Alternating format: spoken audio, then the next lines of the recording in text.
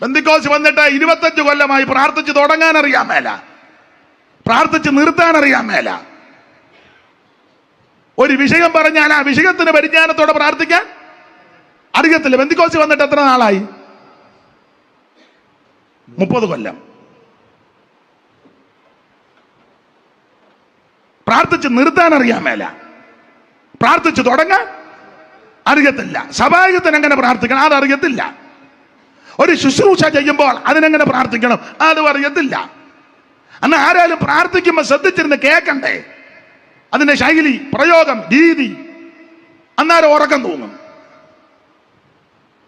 അന്നേരം തിക്കും പൊക്കും നോക്കും. എടാ നേരെ എന്ന് നോക്കവലെ പാത്തിരുന്നെങ്കിലും പഠിക്കുക വേണ്ടേ?